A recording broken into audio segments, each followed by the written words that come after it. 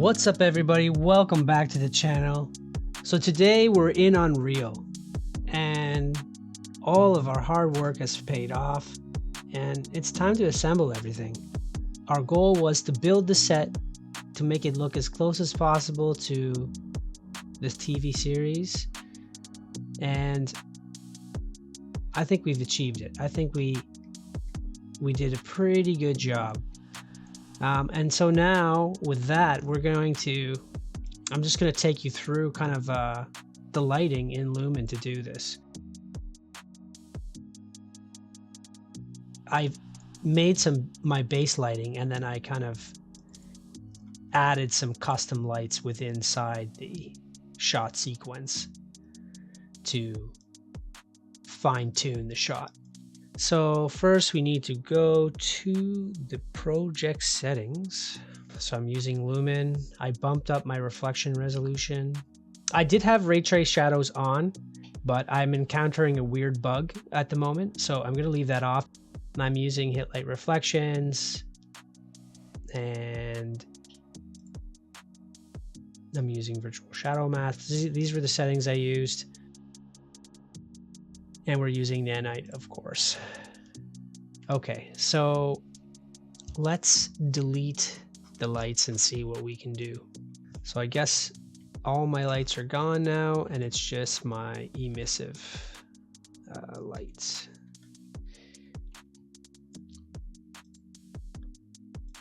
Let's see, there we go. I'm a pretty good boy. I put things in folders, or try to. So, okay, so the only light that's happening is the emissive lights right now, and the post effects, which are on. So let's delete those. Post. Let's delete the post. And I made adjustments per the thing. Okay. All right. So we're basically in a blank scene now. You can kind of see how the adaptive, we don't have a post effect. So you see how the light is pumping on and off. So let's create our post volume. Bring that in back here.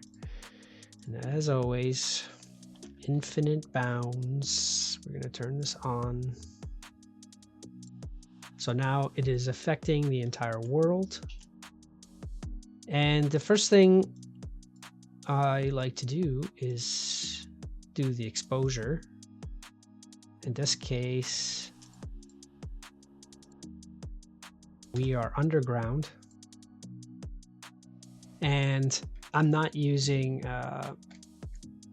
like the skylight is not pumping into this. So the only light is the light provided by the lights we have in the scene. And I'm setting this to 1 and 1. I could set this to manual, but I did it this way. And then this way, the adaptive light is not pumping on and off. So it's not changing value as you move through. If you want that, that's just a different setup.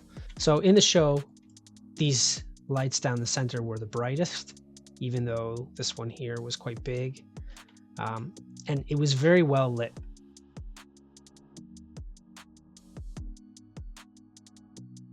Until things went a little south in the show. So, spot. Let's grab the spotlight, bring it in.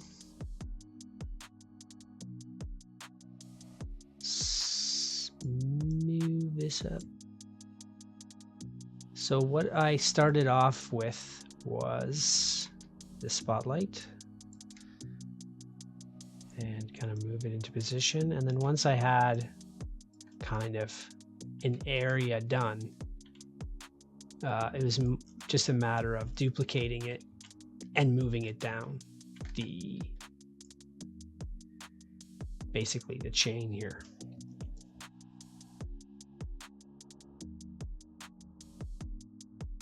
Okay, so this is kind of like a bulb light, so it's not really like funneling down like this. So I just pump this cone angle up. And I ran into a weird issue, just for future reference. If you go past this 85, it was giving me some weird stuff. So I don't know if that is a thing or not, but I can't remember what the problem was, but it was giving me some heck, and I did not like it.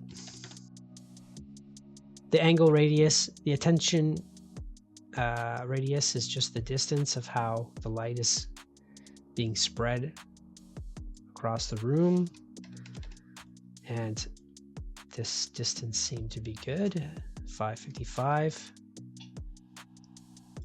The inner cone angle is kind of like helping as we increase the brightness. Let's do this now. Let's increase this. Okay, so we can kind of see something here. So if you play with these values, you can kind of see how the spread is working, right? Like I still wanted to have like a concentration of light coming down, but the outer angle helping it spread across that room. Light color, you could change the color of a light by using the color or the temperature. The nice thing with using the temperature is you can find the values of, say, a specific type of bulb, and it'll give you like the temperature of that bulb. So if you're looking for some realistic lighting values, you can do that, or you can just do it by eye. Obviously, super hot, red, super blue. So we're gonna play with, I think 5500 was a good tone, bringing me into more of like a bit of warmth on that light. This source radius here is kind of like it basically changes the scale of the light, okay, and is giving you like, obviously, woohoo, look at the size of this sun. When you change that value on the source radius, it is also going to soften the shadow. It's like spreading the light out, is like I like to think of it. So like, let's go to 5. You can see that the shadow on this chair is actually quite tight, and as you play with it here, it softens the shadow going out. So 20 looks pretty good there. If you want to have a lot of fog on your light, this will increase that. Let's go G here, and you can see this kind of, and this creates that nice atmospheric stuff going on. In the show, there wasn't a lot of fog in the scene, so for these key lights, they were kind of turned either very low, or I think I just set them to 0 in this case, because I did not want each light kind of raining down fog. And the indirect lighting here just causes extra bounce in the room. So because the room is so dark, you can actually see that it's creating a nice setup here, and you can see light going up into here.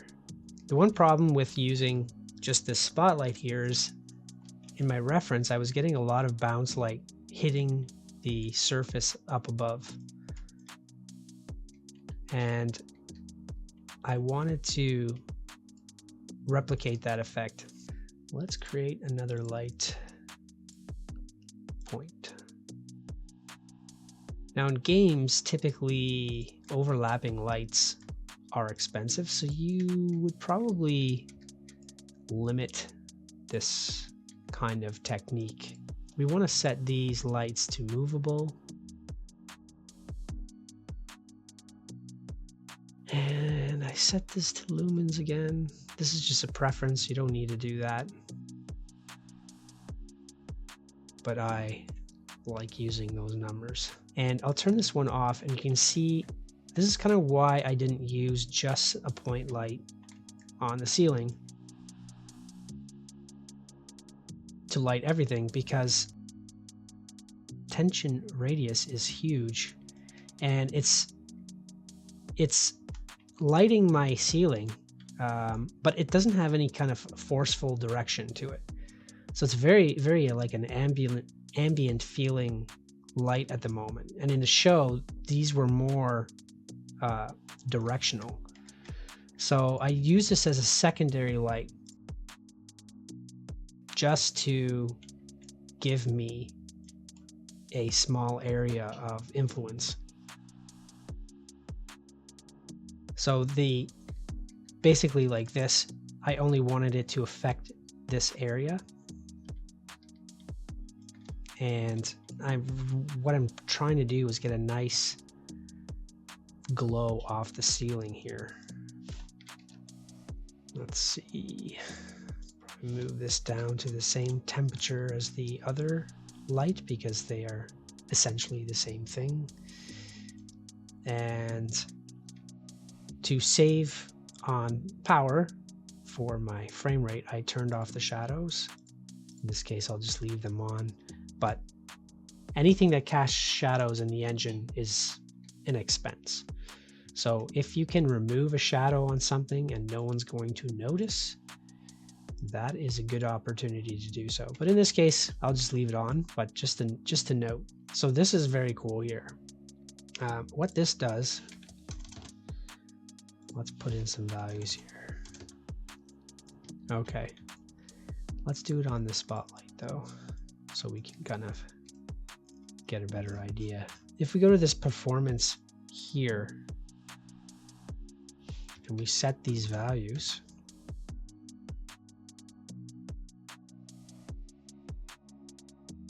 this is kind of a great technique in games. Let's press G. So we don't see the light. And as we move towards the light fades on. And so this is a great way to save on computation, I guess would be the word. It's no longer turned on and being affected by the scene. So especially in something where you have all these lights and you want to add a lot of lights in here, this could be expensive over time. And you may want to adjust how much range this does. Maybe instead of this, it's 25. And so you have to go further back for it to fade off. So this is something that you would be playing with if you were optimizing a scene for a game. Just a cool note there. Okay, so we got the spotlight, we've got our secondary light, and it's creating this kind of glow on the ceiling here. You can kind of see what it's doing. And it doesn't seem like an important detail, but to me, it just adds to the, like actually what is happening in the real world based on the reference that we were working on.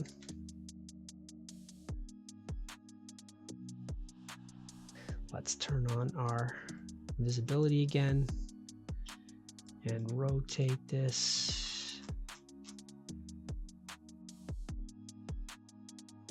Without pressing control, I hit it on the nose. When you're using a rec light, the more you play with these values here, it'll diffuse your shadows. So if I go super wide, you can see how the shadows are less sharp. In this case, we want to be like this, and the radius on this maybe 250, maybe 350.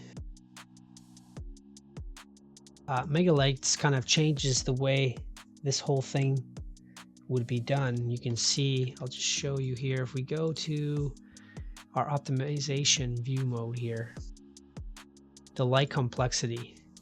So this is a good way to show how complicated your light scene is. And so by adding each light, you're like, okay, this is getting more expensive, extremely bad. So by the time I add a light here and add the little lights here, we're going to be going into the red for sure in certain pockets. just something to keep in mind if you're lighting a scene, particularly for games. If you're doing a series or show, it doesn't really matter. This is the bar door angle, which is a nice way of forcing direction for the light, but because the light is up like that, I'm not really going to pump that down too much. 65 maybe. Let's add a bit of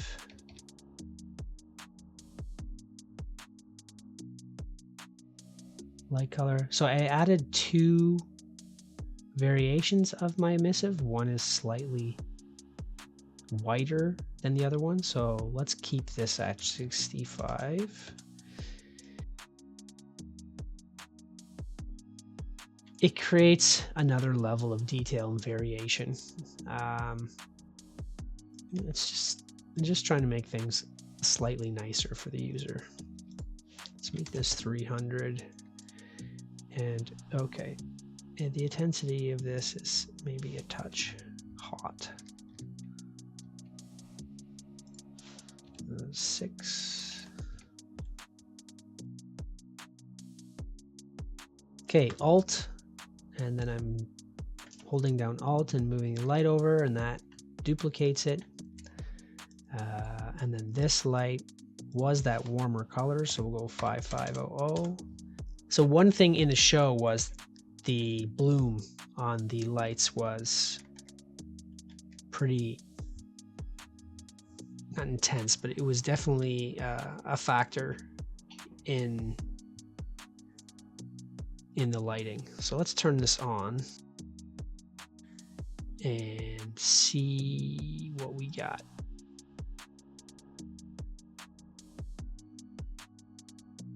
So I think I switched to convolution, and I think I set this to about 1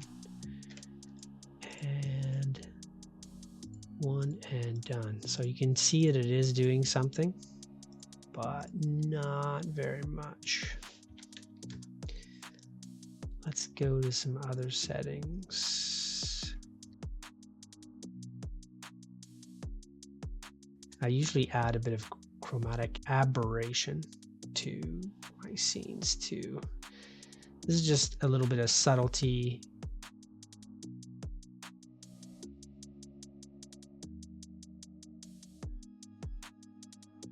Especially on sci-fi stuff. Makes it feel good. I like to play with this a little bit too, so that you can see how it's pushing to the edge. Let's try 0.5. That way it just creates a kind of a bit of a focus. We turn it off. A little bit of a stretching, a little bit of the split on the lighting and the color light, as if the lens is there. Just a nice subtle effect. Not too much. We're not going to use dirt mask. That's as if like the camera hits the light and you got a bit of dirt on the lens or something. We don't want that.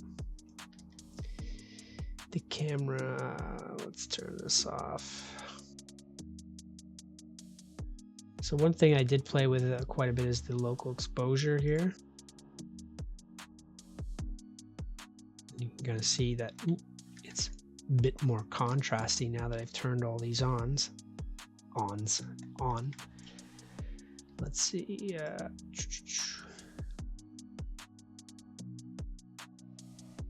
think I pumped this down quite a bit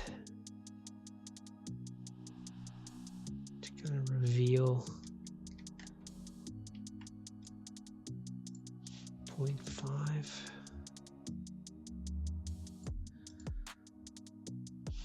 0.9.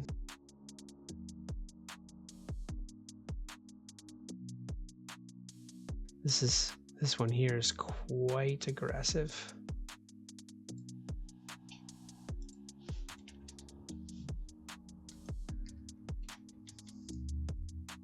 I wonder if this was causing my problem with the floor. I can still see it dancing, but it's not doing it so much here. So I wonder if by playing with this gray bias,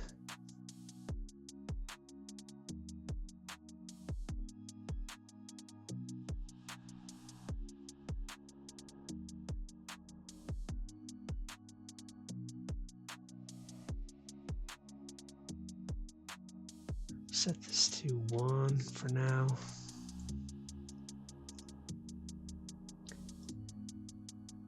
Image effects. I did create a bit of a vignette.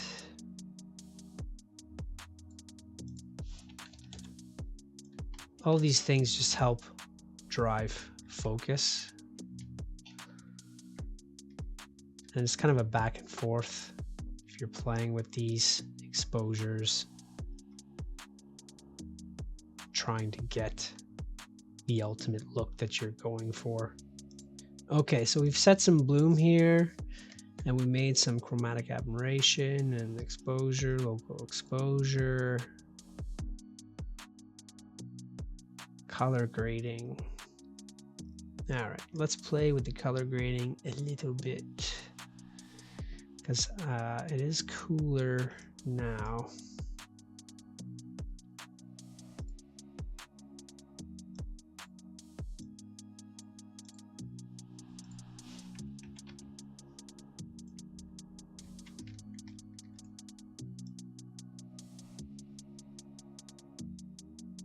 This is a quick way too, you can actually see your levels of your lighting if you actually turn your saturation just to 0. Kind of a quick way to see, okay, this, even for compositions, like this looks nicer in this focus here. 1.1.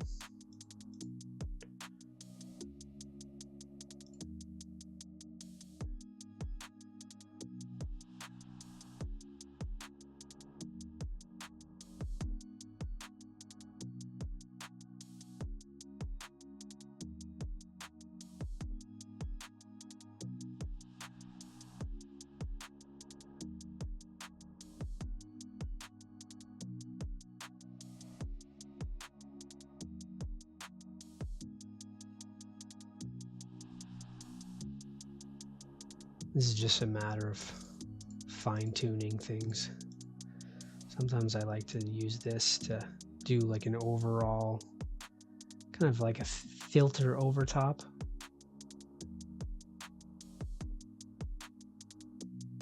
Subtle blue.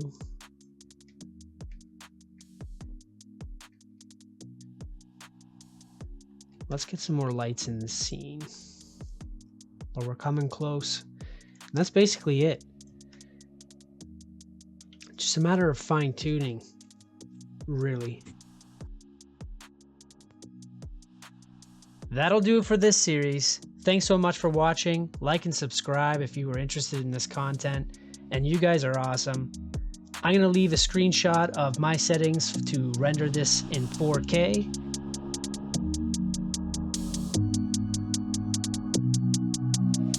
Here's the final look. After a bit of tweaking, this is what we ended up with.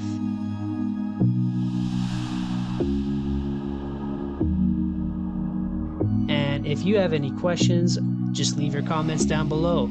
I look forward to seeing you all in the next video.